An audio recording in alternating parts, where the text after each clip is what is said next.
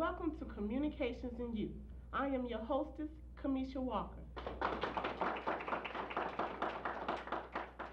And here on today's show, we have a guest, Derrill Holly, a news reporter at KIKK, better known as Kick Radio Station.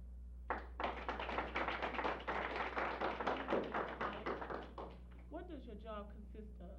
Well, I'm a street reporter. I spend perhaps 90% of my time away from the radio station covering stories here in the southeast Texas area, mostly in Houston, but also in Galveston County, Montgomery County, Brazoria, Austin, and Matagorda counties, frequently having to go down there to cover breaking news events as well as anticipated news stories that might involve press conferences. Okay. How did you get started in this business? I got involved in the business back in 1968. It was a very turbulent time in American history in that there were various things occurring in the black community with regard to the effort to attain civil rights, for example, which culminated in the assassination of Martin Luther King in April of 1968. It was at that time that an awful lot of the majority-oriented media outlets, television stations, newspapers, white radio stations that had commitments to news, found out that under certain conditions and circumstances, they could be literally shut out of covering news stories. In this particular case, it was the riots which occurred in April and May of 1968 in Cleveland, Ohio, which made a lot of news editors, news directors rethink their operations and become much more willing to accept minority reporters in their shop, which created more opportunities for minority journalists and brought me into the business. Okay. So what did you originally start out in, you know? I started out working at a black daytime radio station, which had lost a couple of members of its own news staff while I was still in high school to other outlets in Cleveland. I did regularly scheduled newscasts as an anchor from that radio station for about 2 years before going across town to another black radio station in Cleveland. Worked there until I got out of high school, then took my first job out of town in Toledo, Ohio, in make that June of 1970. Okay. Did you attend college?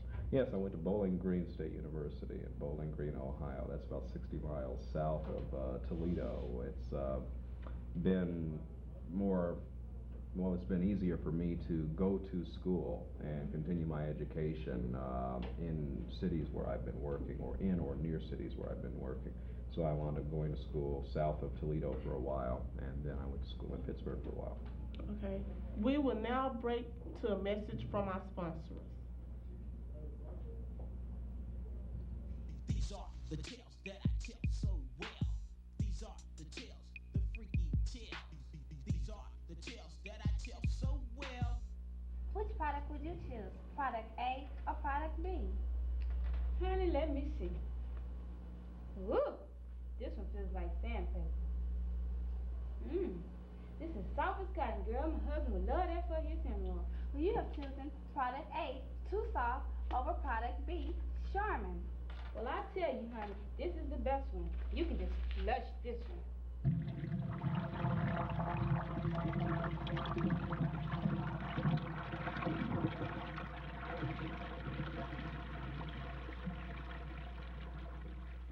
Too Soft, the bathroom tissue that stands alone, not only with 2-ply, but 3-ply. It's preferred by doctors for people with hemorrhoids. So, go to a store near you and buy Too Soft, the best. These are the tales, the freaky tales.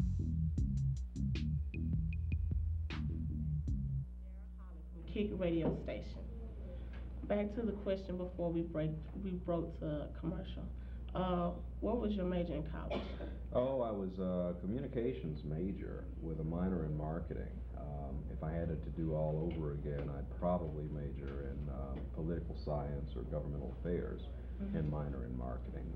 The reason why I would make a change like that is after being on the air for about 20 years now, I've found that it's better to have an area of specialty, pursue that, and plan on building your career covering, say, for example, governmental affairs, whether it be at the city or county level or state level, if you wind up working for a larger operation, and then just getting an exposure to the journalistic disciplines while you're pursuing your coursework. Okay. How long have you been in this business? I've been in the business continuously since 1968, even during periods of time when I've been not necessarily working in broadcasting or print media full time. I've always been doing some freelancing. Okay. Keep my hand in. What's the yearly income for your job, your career? Well, the yearly income, obviously, there are various factors which contribute to what you can earn in a particular market. First of all, the popularity of your outlet. In my particular case, KIKK Radio is one of the leading stations in the market ratings-wise. Also, the size of your market. The larger the community where you work, if you work in Chicago, New York City, Houston, Texas, you're going to make more than you would make if you were working in Beaumont or Port Arthur or Lubbock, Texas.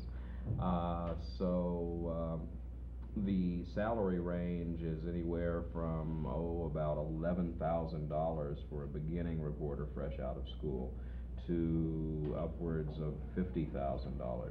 You can still make that kind of money in radio, not necessarily just working for one outlet, but in my particular case, I also work for Associated Press. I perhaps do about 20 hours a week for Associated Press on various stories that originate here in Southeast Texas. And also, from time to time, I freelance for Voice of America, which, for the work I do for Voice of America, there is a potential audience out there, about 50 million people worldwide, who listen to their English language programming. Okay. Speaking of fresh out of high school, could you give us some information on internships? Internships are effective if you can actually learn on them.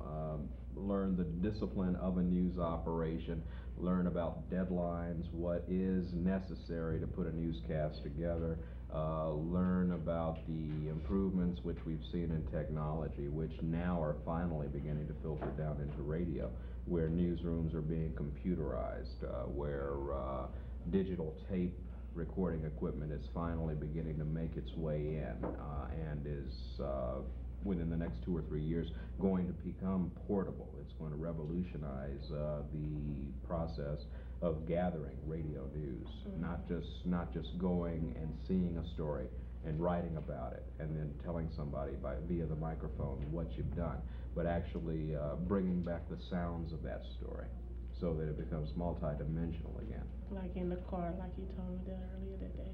Okay. Yes. What type of experience do you need for the job? Well, broadcasting is the media of the masses. We tend to produce material to please a specific listenership, a set demographic. Knowing one's audience is important for this reason. Having an awareness of the issues of the day that affect the local population, and also an awareness of national issues and how they impact your local population. You don't want to view it as narrowcasting, but you do want to view it as targeting, so that the presentation of the material that you are putting on the air or into print, in the case of print journalism, is going to, if not please, at least be of interest to your constituency, your audience, your readership. Okay. Where do you get your news from? What sources?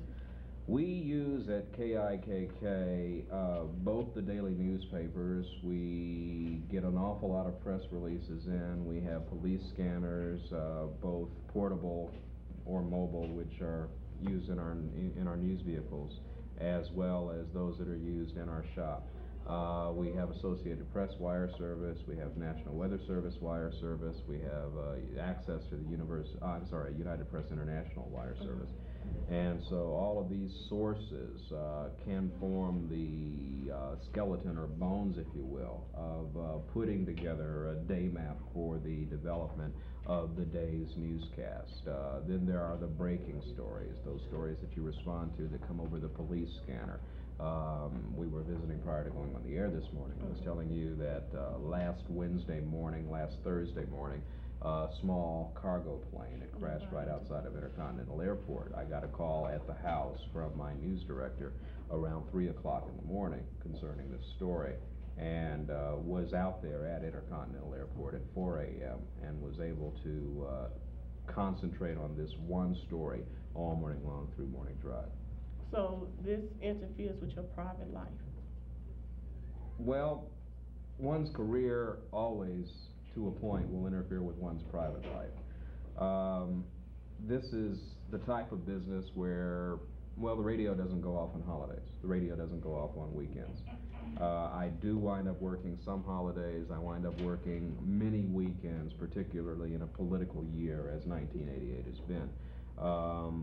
When we had Hurricane Gilbert threatening the upper Texas coast earlier this autumn, I was away from home for about 4.5 days, leaving my own family to contend with all of the hurricane preparations, and would have been away even longer had the storm come this way.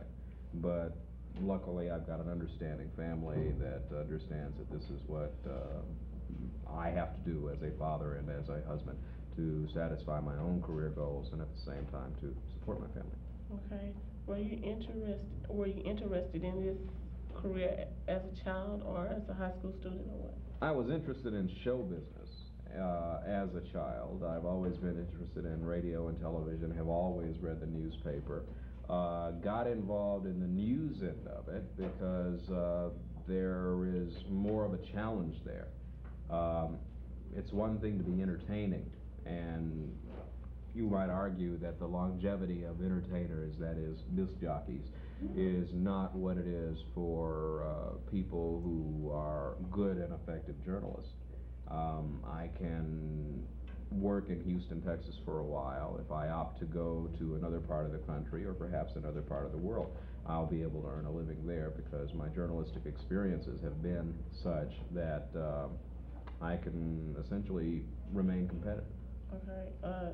Is there a big difference between a radio news reporter and a television news reporter? A radio news reporter, for his own abilities, as far as his own abilities go, has got to be a better writer because we don't have pictures. Mm-hmm. Okay, we do have sound, but you have to write into sound much differently than you have to write into radio, because so many things that may very well be apparent to someone who can look at a story, okay, or look at pictures, have to be explained in the process of sound. An example of that might be something like the astronauts' recent arrival back in the United States after the mission of the shuttle Discovery. The military band was there, the vice president was there, James Fletcher, who is the chief administrator for NASA, was there, and the astronauts were there. The way that television did the story, they showed pictures of the astronauts and the other dignitaries on the dais, and essentially did a voiceover dealing specifically with that. As a radio reporter, the way that I covered it was that I took the sound of the military band playing the Star-Spangled Banner, overlaid the sound of James Fletcher introducing the astronauts and welcoming them home, and then came out of that with the applause while I essentially recapped the outcome of the mission and told the story. Okay. We will now break to another commercial from our sponsors. Look, we had the guest list, We even have the place. and we even had lots of food. So what do we need? A DJ!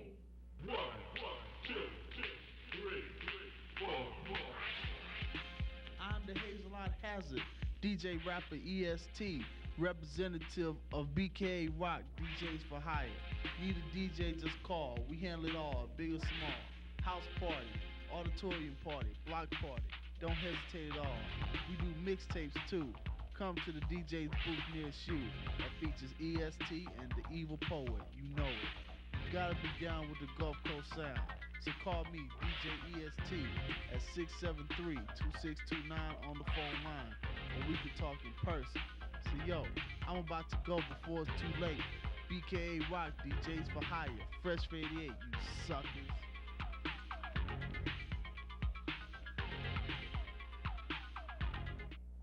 With Derrill Holly from KIKK, Keek Radio Station. What does the future hold for you? What are the interests?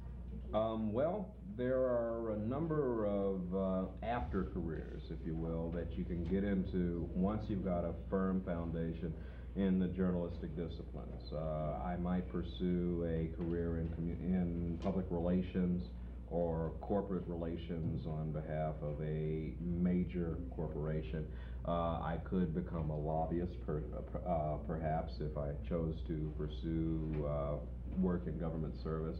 I might get involved in politics, working as a a communications aide or advisor to a federal or state politician. Mm-hmm. Okay, what do you enjoy best about your job? The fact that it's different every day. I may be sitting in a public hearing at the Metropolitan Transit Authority on one day. I may be covering a plane crash the next. I may be going to the site of an industrial accident, like a hazardous waste spill. On another day, I could be doing research into more involved or in-depth story, perhaps into what's occurring with regard to Houston's highway construction.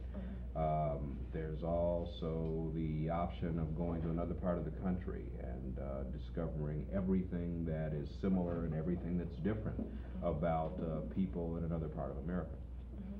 Okay, what is the most difficult part about your job? The most difficult part about the job is finding interesting things to say about average, everyday news stories. Not everything is going to be a crisis, which by its very nature is going to pique the interest of the listening public or the viewing public.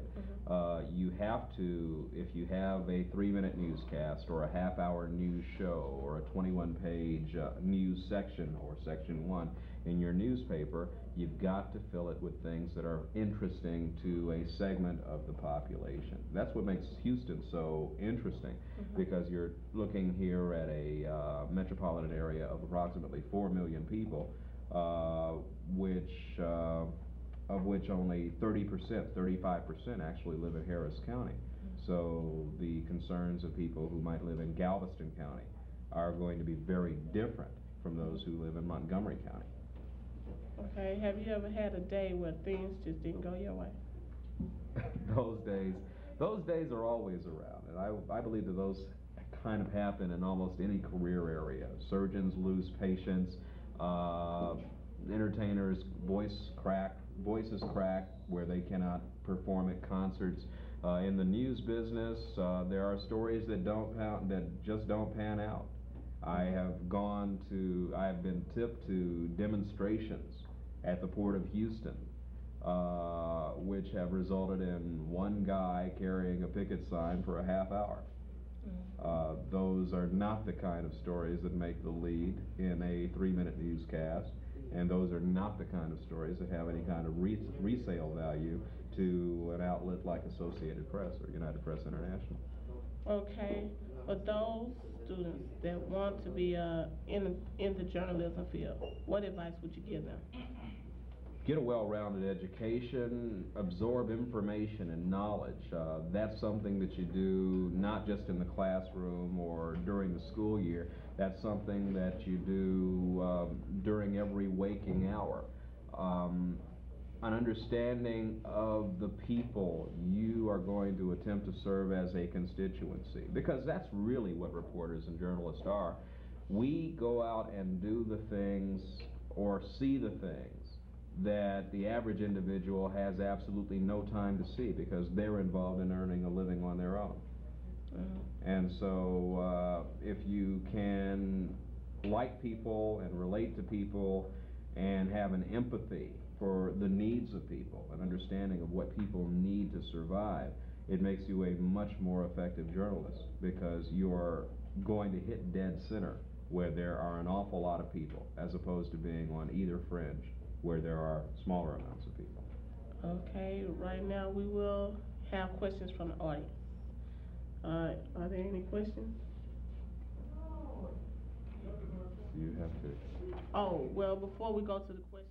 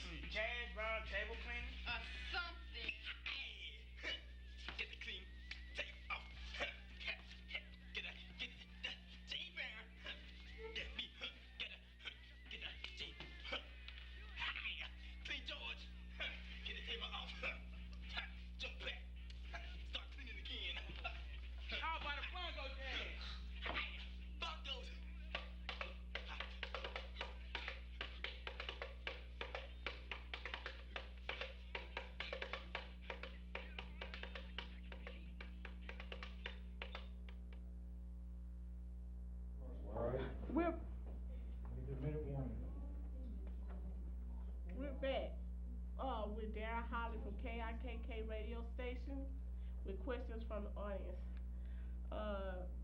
One of the questions what was your worst experience? My worst experience.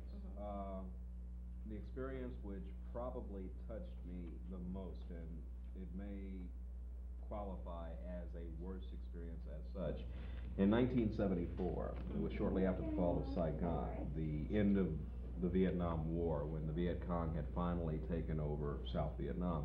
There was a tremendous airlift which occurred, which brought the first wave of Indochinese refugees in the United States. I was working at the time for CBS Radio in Pittsburgh, Pennsylvania, and had occasion to be assigned to cover the Indochinese airlift into Indiantown Gap, Pennsylvania. The people were brought into Indiantown Gap allegedly with just the clothes on their back. But at the time, many of the individuals who were being brought in were formerly high-ranking officials in the South Vietnamese government and then also the Vietnamese military. Okay, there were an awful lot of personnel on hand from the State Department of the United States and from the Pentagon who were involved in the debriefing of these individuals and the confiscation of what was deemed contraband material. Okay, these individuals had gotten out of country, that is, out of Vietnam, some with resources, gold, jewels, but most with very little other than the currency of South Vietnam, which at the time had been piastres. Piastres were worth absolutely nothing anymore because there was in effect no longer a South Vietnam, so no government to honor these people's money. To have seen grown men and women who at one time, even weeks before, had been the elite of their world, that is, the most important people in their own countries, with absolutely nothing, having to confront the poverty of being a refugee was really a very moving experience for me. Okay, what made you make a change from Ohio to Houston? You work where the jobs are, and you spend most of your career attempting to get to larger markets. When you get to the largest of those markets, then you stay where you are. I've been in the business now 20 years. I've worked in Cleveland, Dayton, Toledo, Pittsburgh, Buffalo, briefly in Detroit, back to Pittsburgh, and now Houston. And luckily, I've been in Houston 12 years, perhaps longer. Oh, yeah, what about your family? They like the change or what? The family likes the change now because we have been consistently in one place for as long as we have. It was difficult in earlier years because we did move around so much. Some jobs may last as little as 6 months. Others will last several years. Not every job is a contract situation. Okay. Many times you are only around as long as your numbers are good. That is the ratings. Who has influenced your life the most? I have a brother who at one time was in this business. He finished his career in Dallas, Texas, as a television anchor. He got me into the business and encouraged me to get into the business shortly after I had a track injury in my early years in high school. I was a little disheartened because I wasn't going to be able to run track for one season because I had some leg problems. So since my voice had changed, he encouraged me to get into the business and encouraged me to stay there. How do you feel about the election, the new vice president? Dan Quayle, interesting. Dan Quayle is now the Vice President of the United States. He's a heartbeat away from the presidency. The nation knows very little about Dan Quayle. When Dan Quayle made one appearance in Houston, Texas during this particular campaign, he didn't answer questions for reporters and didn't really spend very much time attempting to explain his positions or explain who Dan Quayle is to journalists here in Texas. I understand that he personally had some problems with the national media, but we are not all part of the White House press corps. Okay, we will now break to a commercial from our sponsors.